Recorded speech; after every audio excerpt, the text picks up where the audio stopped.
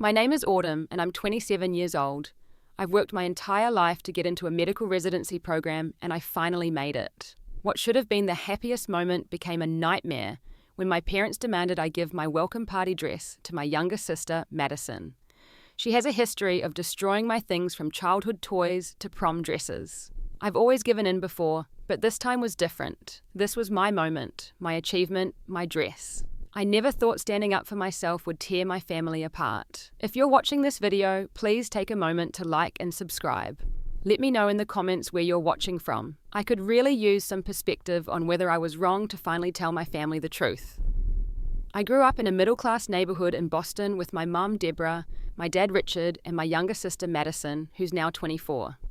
From the earliest days, I can remember there was always a pattern in our household.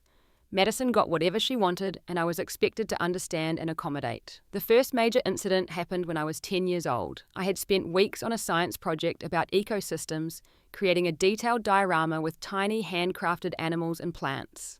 The night before, it was due, Madison, who was 7 at the time, decided she wanted to improve it. She poured glitter all over everything, pulled out most of the small animals, and spilled water inside the display, ruining all my hard work. When I cried to my parents, they said, "She was just trying to help Autumn. You're the older sister, you should be more understanding." I stayed up all night redoing what I could and got a B- instead of the A I had been aiming for. Madison never even apologized. Then there was my high school prom. I had saved up from my part-time job at the local pharmacy to buy a beautiful pink dress. The morning of prom, I found Madison in my room with a bottle of dark purple nail polish that had somehow spilled all over the skirt of my dress. It was an accident, she claimed, though the bottle had been screwed shut on my vanity the night before. My mother suggested I wear one of my other dresses as if I had a closet full of prom-appropriate attire just waiting. I ended up going to prom in a borrowed dress from a friend that was 2 sizes too big. College brought no reprieve. When I was home for Christmas break during my sophomore year, Madison borrowed my car without asking to meet friends. She returned it with a long scratch down the passenger side. "Someone in the parking lot must have done it," she said with a shrug. Dad told me not to make a big deal about it since that's what insurance is for, ignoring the fact that I would be the one paying the deductible and facing increased premiums. My jewelry regularly disappeared when Madison visited my college apartment. A pair of pearl earrings from my grandmother, a silver bracelet from my 18th birthday, a watch I received for making the dean's list. All lost when Madison was around. Some items would reappear weeks later, broken or tarnished. Others never surfaced again. Through it all, my parents maintained the same response: Madison is just being Madison. You need to be more careful with your things. Don't be so materialistic, Autumn. Family is more important than possessions. I learned early on that the only way to protect myself was to become independent. I studied hard, worked multiple jobs, and moved out as soon as I could afford a tiny studio apartment at 19. I put myself through college with scholarships, student loans, and long hours working at the campus bookstore and as a research assistant. My best friend Jenna witnessed many of these incidents firsthand. She became my rock, the person who validated that what was happening wasn't normal or fair. "Your family is gaslighting you," she would tell me after particularly difficult encounters with my parents and Madison. "They're training you to accept being mistreated." While Madison partied through a 5-year undergraduate degree, paid for entirely by our parents, I was working and studying my way through pre-med and then medical school applications. Every achievement of mine was minimized, while Madison's passing grades were celebrated as major accomplishments. When I started dating Ethan during my 2nd year of medical school, he was shocked by the dynamics of my family. "They treat you like you're invisible unless they need something from you," he observed after our first holiday together. His family was supportive and respectful, making the contrast with my own upbringing even more stark. Ethan became my biggest supporter, encouraging me to set boundaries and recognize my own worth. "You deserve to be treated with respect," he would remind me when I doubted myself after family encounters. But years of conditioning made it difficult to stand up to my parents and sister. Until the incident with the dress, I always found a way to accommodate, to keep the peace, to be the reasonable one. Looking back, I can see how each incident built upon the last, creating a foundation for the explosion that was to come. I just never expected that a dress would be the thing that finally forced me to confront the truth about my family. My journey to becoming a doctor wasn't easy. I spent countless nights studying while my classmates went out, sacrificed holidays to work extra shifts, and pushed through exhaustion during clinical rotations. Medical school was a grueling experience, but the hardest part was yet to come: the residency application process. For those who don't know, getting into a residency program is intensely competitive. You submit applications to dozens of hospitals hoping to get interview invitations. Each interview is a full day of scrutiny with program directors and attending physicians, evaluating whether you're a good fit for their program. I applied to 32 programs across the country, received 11 interview invitations, and traveled to each one spending money I didn't have on flights and hotel rooms. The interviews were grueling, 8 to 10 hours of questions tours and forced socialization where every interaction felt like a test. After interviews came the agonizing wait. The matching algorithm would determine my fate, where I would spend the next 3 to 7 years of my life training to become a full-fledged physician on match day. When results were released, I sat alone in my apartment, too nervous to be around anyone else, as I opened the email that would determine my future. When I saw I had matched with Massachusetts General Hospital in Boston, my top choice, one of the most prestigious programs in the country, I screamed so loudly my neighbor knocked on the door to check if I was okay. I called Ethan first, then Jenna, both of whom celebrated with me over the phone since they lived in different cities. I waited until evening to call my parents, knowing their reaction would be more subdued. "That's nice, honey, but," my mother said when I told her, "Madison just got a call back for a second interview at that marketing firm. We're taking her shopping for a new outfit this weekend." Despite their lukewarm response, I was elated. This achievement represented everything I had worked for. MGH's internal medicine program was known nationwide for its excellence, and being accepted meant the selection committee saw potential in me. The program included a formal welcome reception for new residents, where we would meet the attending physicians, current residents, and hospital administrators who would shape our training. It was essentially our first impression as professionals, and I wanted to make it count. "We need to find you the perfect dress," Jenna insisted, having flown in from Chicago to celebrate with me. We spent a Saturday going from store to store, looking for something that would make me feel confident and professional. At Nordstrom, I found it, a sapphire blue sheath dress with a subtle shimmer in the fabric. The color complemented my auburn hair, and the cut was flattering without being too casual or too formal. The price tag made me wince. $350 was more than I usually spent on clothes for an entire season, but Jenna convinced me it was worth it. "This is an investment in your career," she argued. "First impressions matter, and you'll wear this dress to other professional events." I dipped into my savings money I had been setting aside from my part-time telehealth job throughout medical school. When I tried on the dress in front of my apartment mirror later that day, I felt transformed. For once, I didn't see the insecure girl who was never good enough for her family. I saw a future doctor, competent and professional. I took photos in the dress to show Ethan, who was flying in for the welcome reception the following week. "You look incredible," he texted back. "So proud of you." With the dress secured, I turned my attention to other details. I made appointments for a haircut and manicure, bought new shoes that I could stand in comfortably for hours, and practiced introducing myself as Dr. Autumn Jenkins' new internal medicine resident. Each preparation was a small act of self-validation, a reminder that I had earned this moment. I debated whether to invite my family to the reception. The event allowed for guests, and part of me still craved their approval and recognition. After discussing it with Ethan, I decided to extend the invitation. "Maybe seeing you in your element will help them understand what you've accomplished," he suggested. So I called my parents and formally invited them and Madison to the welcome reception, explaining how important it was to me. They agreed to come, though. My mother immediately asked if it was worth taking a day off work for. I tried not to let her comment diminish my excitement as I continued preparing for what should have been one of the proudest moments of my life. I had no idea that my perfect blue dress would soon become the centerpiece of a family drama that had been brewing for decades. The trouble started 3 days before the welcome reception. I had posted a few photos of my new dress on Instagram, partly to share my excitement with friends, and partly because I genuinely felt beautiful in it. I didn't think much about who might see those photos until my phone rang that evening with Madison's name on the screen. "Hey sis," she said with that syrupy sweet tone she used when she wanted something. "I saw your dress on Instagram. It's gorgeous." "Thanks," I replied, immediately wary of her compliment. Madison rarely praised me unless it served her agenda. "So I have this date tomorrow night. with this super hot guy who works at Bryson Marketing. You know the place I interviewed. Anyway, we're going to this fancy restaurant and I literally have nothing to wear.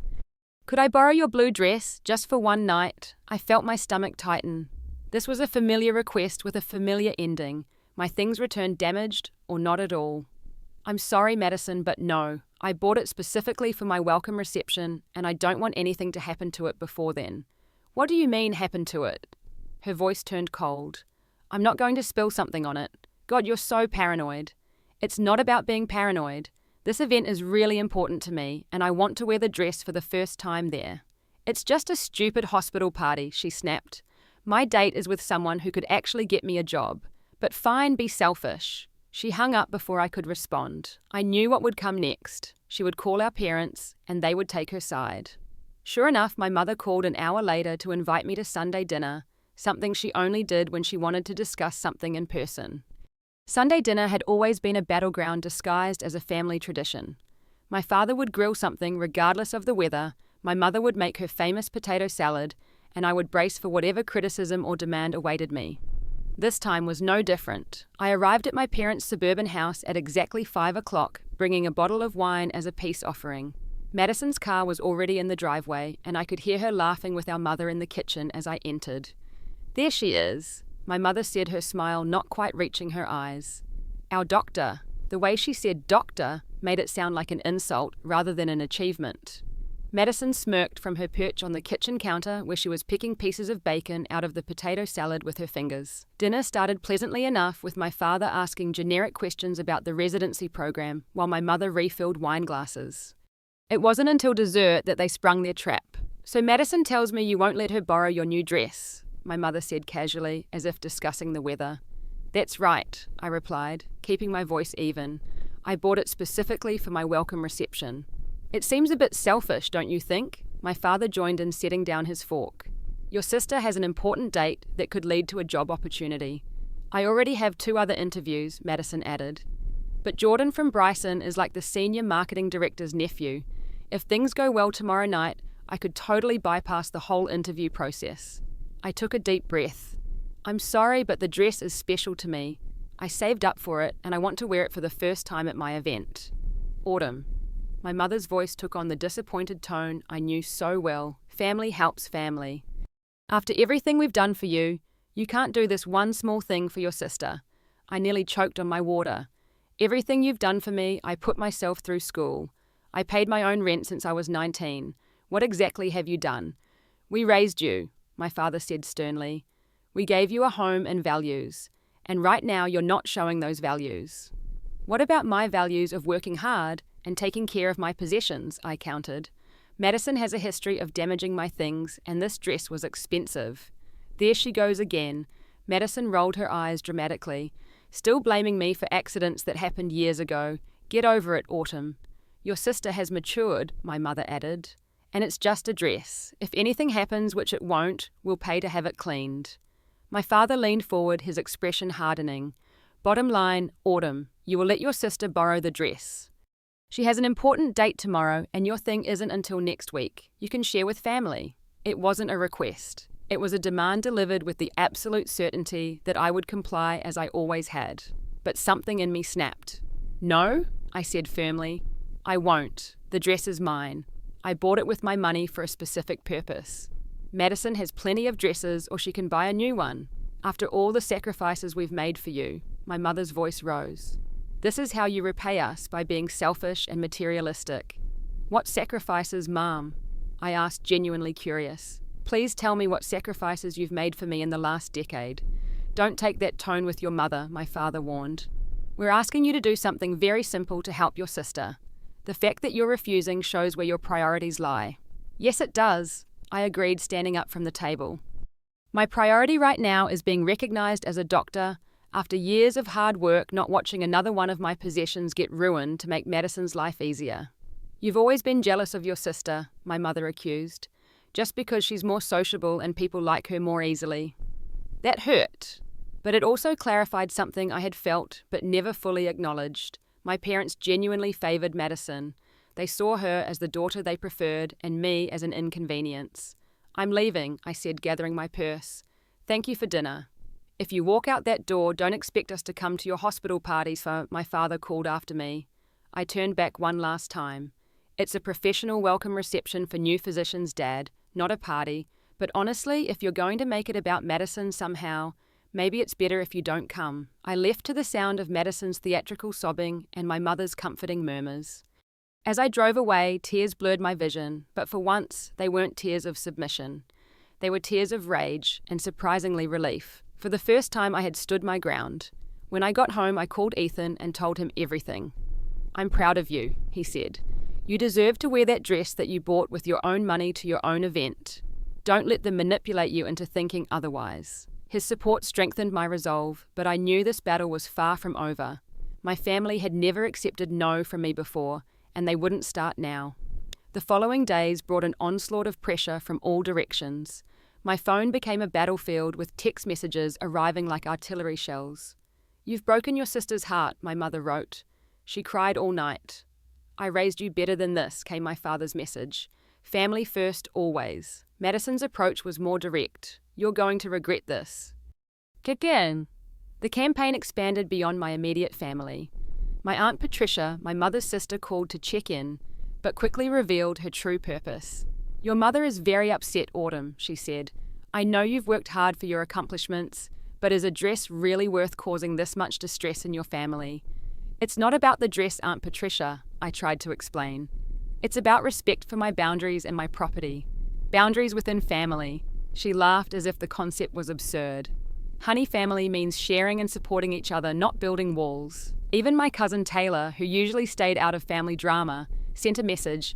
"Madison says you're refusing to help her with a career opportunity. That doesn't sound like you." I was exhausted by the constant barrage, but maintained my position.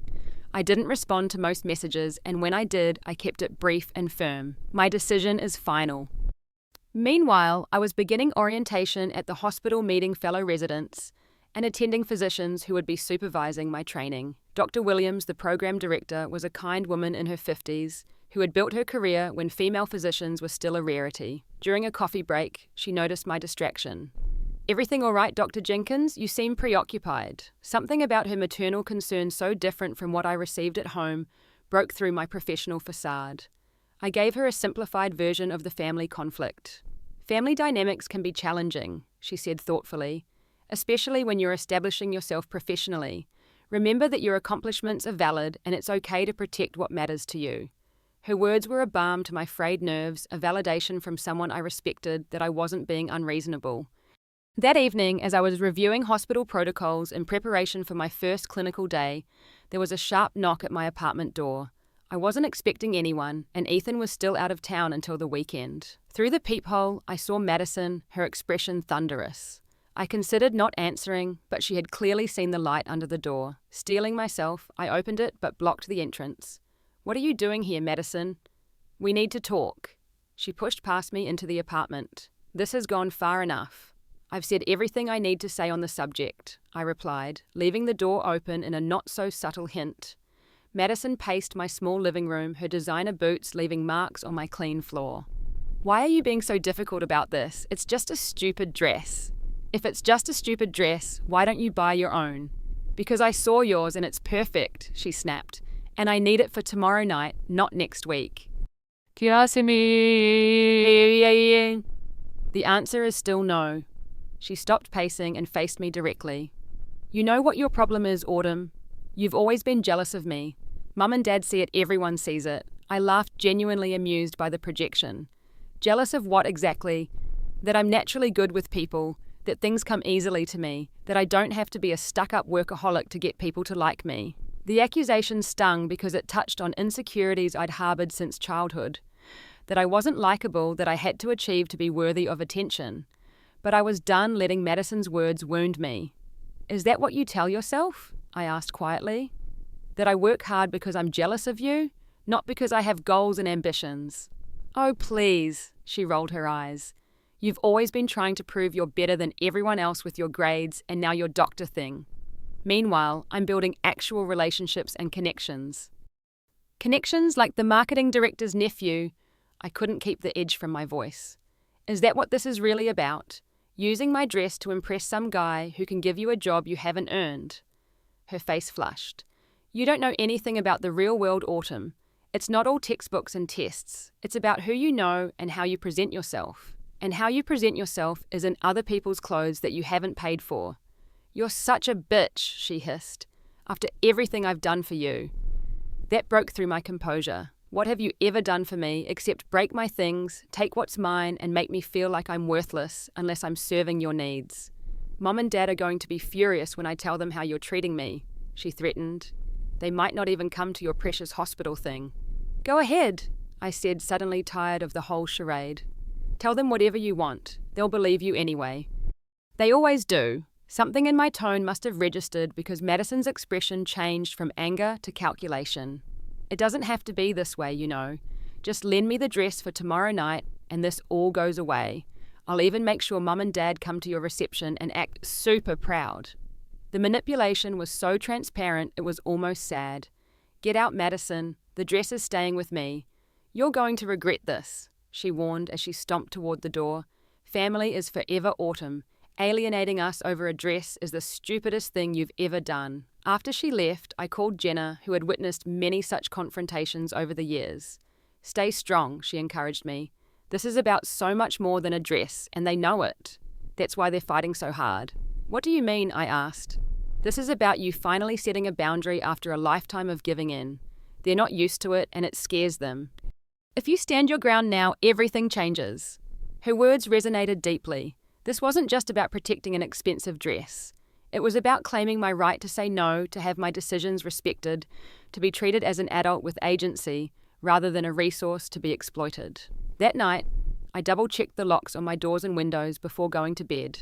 For the first time, I didn't feel safe from my own family, and that realization was both heartbreaking and strangely liberating.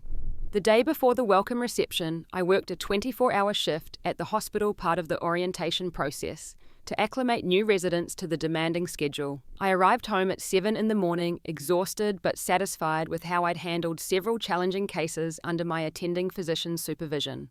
All I wanted was a shower and sleep before the big day tomorrow. As I approached my apartment door, fatigue making my steps heavy, something seemed off. The door wasn't fully latched. Had I been so tired when leaving yesterday that I'd failed to close it properly? Heart pounding. I pushed it open slowly, ready to retreat and call security if necessary. The apartment appeared undisturbed at first glance. No obvious signs of a break-in. Maybe I really had left it unlocked in my haste to get to the hospital on time. I headed for my bedroom, craving the comfort of my bed when I heard muffled voices. Freezing in place, I listened. The sounds were coming from my bedroom. Not an anonymous burglar then, but something potentially worse. I pushed open my bedroom door to find my mother and Madison standing there, my closet open clothes strewn across the bed. The blue dress was nowhere in sight. "What are you doing in my apartment?" I demanded, shock momentarily overpowering exhaustion. My mother's startled hand flying to her chest. "Autumn, you scared me. We didn't expect you home so early." "Early? It's 7 in the morning. And that doesn't answer my question. How did you get in here?" Madison at least had the decency to look slightly embarrassed, but my mother maintained her composure, as if breaking into my apartment was perfectly normal. "Don't be so dramatic. I have your spare key, remember? From when you had that plumbing issue last year." I did remember.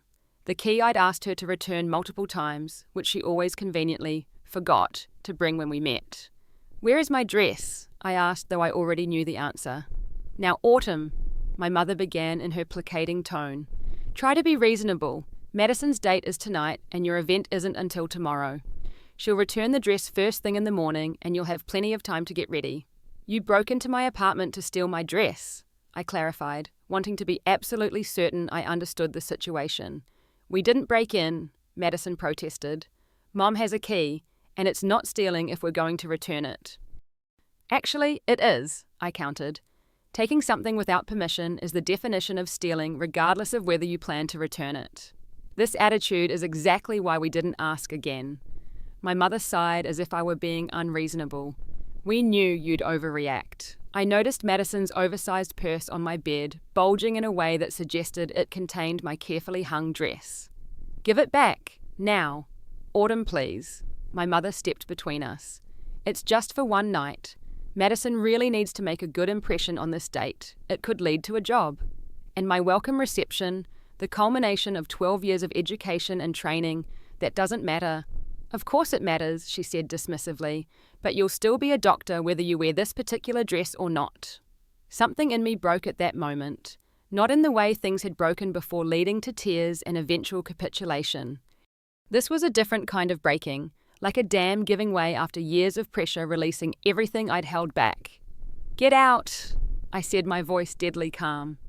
"Excuse me." My mother blinked in surprise. "Get out of my apartment, now, both of you, and leave my dress." "Now you're just being childish," Madison scoffed. "Childish? You broke into my home to steal from me, and I'm being childish. Do you even hear yourselves? This is insane behavior. In any other context, I could call the police right now." "The police?" my mother gasped. "Over a borrowed dress, you would report your own family to the authorities." "It's not borrowed if I didn't consent to it," I pointed out. "And yes, if anyone else broke into my apartment to take my possessions, I absolutely would call the police. After everything we've sacrificed for you," my mother began falling back on her favorite guilt trip. "Stop saying that," I shouted, startling both of them with the volume and intensity. "Stop pretending you have made all these sacrifices for me when we all know that's not true. I have worked for everything I have. I put myself through school, I pay my own bills, I have achieved everything in my life through my own efforts, often with active discouragement from both of you." Madison's eyes widened and she took a step back, unaccustomed to seeing me truly angry. "How dare you speak to me that way?" My mother's voice trembled either from anger or shock. How dare you come into my home without permission to take something I explicitly said you couldn't have? How dare you consistently prioritize Madison's wants over my needs? How dare you minimize every accomplishment I've ever had while celebrating her for the bare minimum? "That's not true," my mother protested weakly. "It is true. It's been true my entire life. Madison destroys my science project. I should be more understanding. Madison ruins my prom dress. I should have kept it somewhere safer. Madison crashes my car. That's what insurance is for. Madison needs my dress for a date. I'm selfish for saying no." I turned to my sister, who was unusually quiet. "And you've never faced a consequence for your actions. Not once. You take and take and take, and when things get broken, lost, or ruined, someone else always cleans up your mess. Usually me." "You're hysterical." My mother tried to regain control of the situation. "You've been working too hard and you're not thinking clearly." "I'm thinking more clearly than I have in years," I countered. "Now get out of my apartment and leave my dress, or I really will call the police." "You wouldn't," Madison challenged, but with less conviction than usual. I pulled out my phone and held it up. "Try me." Something in my expression must have convinced them I was serious. Madison slowly reached into her bag and pulled out my blue dress, now crumpled from being stuffed inside. She tossed it onto the bed with poor grace. "Happy now, it's just a stupid dress." "The dress isn't the point, and you know it," I said wearily. "Now please leave, both of you, and Mom, leave your key on the counter on your way out." "If we leave now, don't expect us to come tomorrow," my mother warned. "Actions have consequences, Autumn." I almost laughed at the irony of her saying that to me rather than to Madison. "Yes, they do. I finally realized that. Now go." After they left, I carefully hung up my dress, noticing with dismay that it was already slightly stretched at the seams from Madison's rough handling. I called Ethan, who was flying in that afternoon, and told him what had happened. "That's it," he said firmly. "We're changing your locks today. I'll handle it as soon as I land." "Thank you," I whispered, tears finally coming now that the confrontation was over. "You did the right thing, Autumn. I'm so proud of you for standing up to them." Almost alone. After hanging up, I called Jenna as well, who offered to take me shopping for a backup dress. "Just in case," she said. "We can't trust them not to try something else." That afternoon, with new locks on my door and a gorgeous red dress as a backup option, I finally allowed myself to sleep, knowing I had people in my corner who respected my boundaries and cared about my well-being. For the first time in days, I felt prepared for whatever tomorrow might bring. The morning of the welcome reception dawned bright and clear. I woke to multiple missed calls from my parents and Madison, which I ignored. Today was about my achievement, my future, my new beginning as Dr. Autumn Jenkins. I wouldn't let family drama overshadow that. Ethan arrived at my apartment early, bringing breakfast and moral support. "How are you feeling?" he asked, setting out coffee and pastries. Nervous but good, I replied honestly. I keep expecting another shoe to drop with my family, but I'm trying to focus on the reception. Whatever happens, we'll handle it together, he assured me, squeezing my hand. Jenna arrived shortly after, armed with her emergency kit of beauty supplies. Let's make you look so amazing that no one will even notice your family's absence, she declared. We spent the morning getting ready at a leisurely pace. I styled my hair in loose waves, applied subtle makeup that would look professional in the bright hospital lighting, and finally slipped into my blue dress. Despite Madison's rough handling, it still looked beautiful, though I kept the red backup dress ready just in case. You look like a doctor, Jenna said with pride, as I turned in front of the mirror. That's because I am one, I replied, feeling the truth of it settle into my bones. No matter what happened with my family, no one could take that achievement away from me. We arrived at the hospital's conference centre 30 minutes early. The space had been transformed with elegant decorations, a string quartet played softly in the corner, and catering staff circulated with hors d'oeuvres and champagne. Other new residents were already arriving, some with family members in tow. Dr. Williams spotted me immediately and came over to introduce herself to Ethan and Jenna.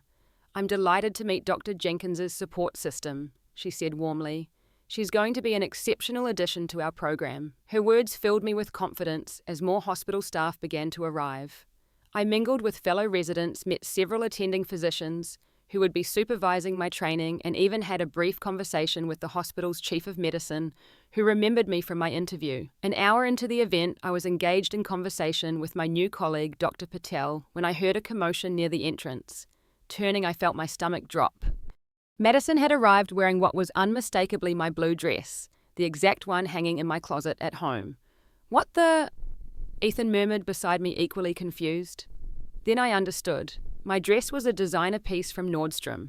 Madison had gone to the same store and purchased an identical one, likely maxing out a credit card to do so. The small satisfaction that she'd had to spend her own money quickly faded as I realized why she was here. She scanned the room, spotted me, and headed straight over, wobbling slightly in heels that were too high for her. As she got closer, I noticed something that made my blood run cold. There was already a red wine stain spreading across the front of the dress. Autumn? She called out loudly, drawing attention from nearby groups. I'm so sorry I'm late. Traffic was awful. Dr. Patel excused himself discreetly as Madison reached us, the smell of alcohol evident on her breath. She'd clearly been drinking before arriving. What are you doing here, Madison? I kept my voice low and controlled. Supporting my big sister, of course, she slurred slightly.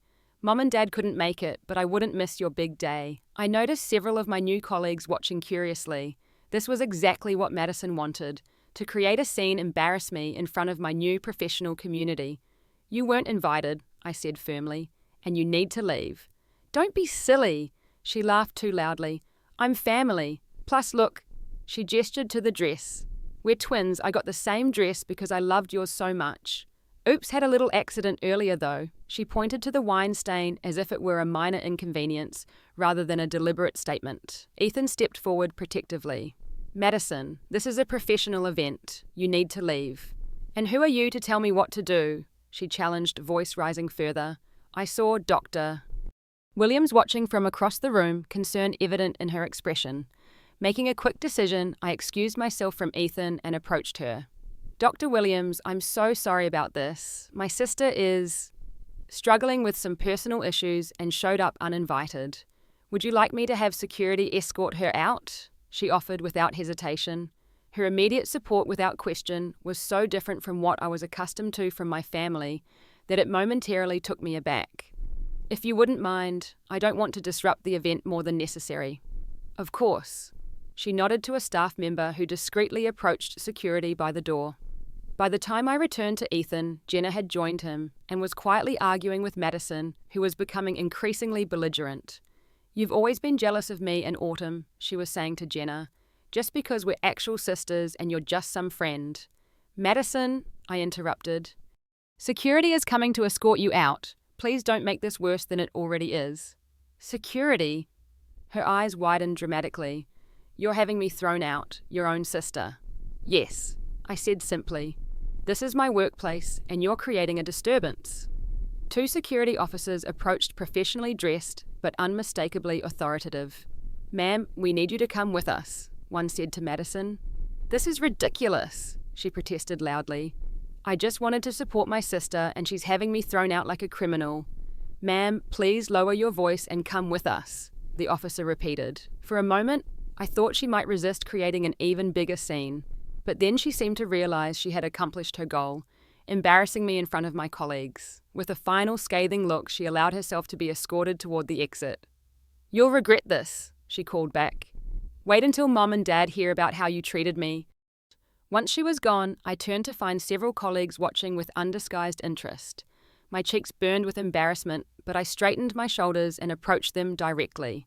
"I apologize for the disruption," I said professionally. "Family dynamics can be complicated sometimes." To my surprise, Dr. Patel nodded sympathetically. "My brother showed up drunk to my medical school graduation. Some people can't stand when the spotlight isn't on them." Another resident, Dr. Chen, added, "At least you handled it professionally.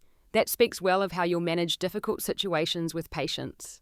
Their understanding rather than judgment was unexpected and deeply appreciated. As the event continued, I found that the incident, rather than damaging my reputation, had actually allowed for more authentic connections with my colleagues. Several shared their own family challenges, creating a sense of camaraderie I hadn't anticipated. Dr. Williams approached me as the reception was winding down. "Dr. Jenkins, I wanted to check in. Are you all right?" "Yes, thank you," I replied sincerely, "and thank you for your help earlier." "Family can be our greatest support or our greatest challenge," she said thoughtfully. "Sometimes both simultaneously. Just remember that you're building a new family here too, a professional one that will support your growth as a physician." Her words stayed with me as Ethan, Jenna, and I left the reception. While we were getting into the car, my phone buzzed with a voicemail from my father. "Autumn," his voice was cold with anger. "Your mother and I are beyond disappointed in your behavior today. Having security remove your sister from a public event is unacceptable. You've embarrassed the entire family. Call us when you're ready to apologize." I deleted the message without responding and turned to my friends. "Let's go get dinner. I want to celebrate with people who actually care about me." That night, surrounded by Ethan, Jenna, and 2 other friends who joined us for dinner, I realized something important. Family isn't just who you're born to. It's also who you choose, who supports your dreams, who respects your boundaries, and who celebrates your victories without trying to diminish them. The next morning, I woke to find that Madison had posted photos of herself in the stained blue dress on social media with a caption about how some people valued material things over family relationships. The comments were filled with sympathetic responses from people who had only heard her side of the story. I closed the app without engaging. For the first time, I didn't feel the need to defend myself or correct the narrative. The truth was my own, and I no longer needed others to validate it. For 2 weeks after the welcome reception, I maintained complete silence with my family. I blocked their numbers on my phone, muted their social media accounts, and focused entirely on beginning my residency program. The work was demanding, the hours long, and the learning curve steep. Exactly the distraction I needed. During a rare free afternoon, I found myself sitting across from Dr. Andrea Walsh, a therapist Jenna had recommended. "I'm not sure why I'm here," I admitted. "My family situation has been difficult for years. Why am I only seeking help now?" "Sometimes we need a catalyst," Dr. Walsh suggested. "A moment that clarifies what we've been experiencing and makes us realize we deserve better." Over the next few sessions, I began to unpack the dynamics that had shaped my family relationships. I learned about scapegoating golden child syndrome and how family systems maintain equilibrium even when that balance is unhealthy. I came to understand that my parents' treatment of me wasn't because I was lacking in some fundamental way, but because their own issues made them incapable of providing the validation I needed. "What do I do now?" I asked Dr. Walsh during our 4th session. "Cut them off completely." "That's entirely your decision," she replied. "But before you make it, I'd suggest clarifying your own boundaries. What would a healthy relationship with your family look like if it were possible?" I thought about that question deeply and began drafting a letter to my parents, not with the intention of sending it immediately, but as an exercise in articulating my feelings clearly. Meanwhile, my mother's sister, Aunt Patricia, reached out via email. Unlike her previous message taking my parents' side, this one was different. "I saw the photos Madison posted," she wrote, "but I also heard from cousin Taylor, who spoke with Jenna about what really happened. I owe you an apology for assuming you were in the wrong. Your accomplishments are extraordinary, Autumn, and you deserve to have family there, supporting you properly. If you're willing, I'd like to take you to lunch and hear more about your residency program. Our lunch conversation was surprisingly candid. Aunt Patricia admitted that she had witnessed the favoritism toward Madison throughout our childhood, but had never said anything out of deference to my mother. Your mother has always been insecure about her own achievements, she explained. Madison's need for constant approval was something she understood. Your self-sufficiency and ambition were threatening to her in ways she couldn't articulate. That doesn't excuse how they treated me, I pointed out. No, it absolutely doesn't, she agreed firmly. Understanding isn't the same as excusing. You deserved better, Autumn. Her validation was healing in a way I hadn't expected. Having a family member acknowledge what I had experienced made it feel real in a new way, less like I was overreacting or imagining things. With Aunt Patricia's encouragement, I finalized my letter to my parents and sent it via email, copying Madison as well. I outlined specific instances of favoritism and unfair treatment, explained how they had affected me, and set clear boundaries for any future relationship. I love you, I concluded, but I can no longer accept being treated as less worthy of respect than Madison. If we are to have a relationship moving forward, it must be based on mutual respect and recognition of each other as adults with separate lives and valid feelings. My parents' response came 3 days later, defensive and dismissive. We've always treated you and your sister equally, my mother wrote. If you felt differently, we're sorry you interpreted things that way, but it was never our intention. The non-apology was disappointing but not surprising. Madison's response, which came separately, was equally predictable. A mixture of victimhood, I can't believe you're blaming me for your insecurities, and begrudging half apology. If I ever did anything to hurt you, which I don't remember doing, then I guess I'm sorry. Rather than engaging in a back and forth that would lead nowhere, I simply replied, "Thank you for your responses. I've said what I needed to say, and I hope we can move forward on better terms in the future. For now, I need some space to focus on my residency program," and I did exactly that. I threw myself into learning, absorbing everything I could from the experienced physicians around me. Dr. Williams became a mentor not just professionally, but personally as well, showing me what supportive female leadership looked like. My fellow residents became friends and allies, particularly Dr. Patel, who had witnessed the scene with Madison and never once judged me for it. 3 months into my residency, I had settled into a rhythm. The grueling hours were still challenging, but I was building confidence in my clinical skills. Ethan and I had grown closer with him, staying over at my apartment most weekends. Jenna visited monthly, and we maintained our friendship despite the geographic distance. I had limited contact with my parents during this time. Brief, polite phone calls on birthdays and holidays, but nothing deep or meaningful. Madison I avoided entirely, though I heard through Aunt Patricia that she had actually gotten the job at Bryson Marketing not through her date with the director's nephew, but through a proper interview process. My relationship with my parents began to shift gradually. My mother called one evening, her voice uncharacteristically hesitant. "I've been thinking about what you wrote in your letter," she said. I didn't want to admit it, but there might be some truth to what you said about how we treated you and Madison differently. It wasn't a full acknowledgement, but it was more than I had expected. We began having short, somewhat stilted conversations every couple of weeks.